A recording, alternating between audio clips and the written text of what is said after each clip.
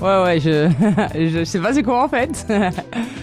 J'ai eu cette chance quand même quand je suis arrivé très jeune ici. Forcément, plus on l'a tôt et mieux c'est. Il y a des joueurs de foot qui m'ont dit, en gros, quand tu prends un coup sous le terrain, voilà, t'as pas le droit de rechigner, lève-toi et continue.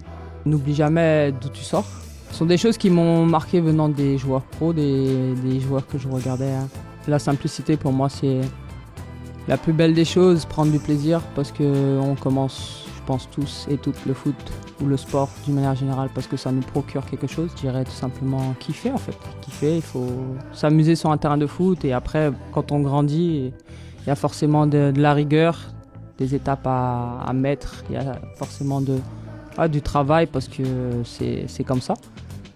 Mais ouais, je pense que je garderai ça.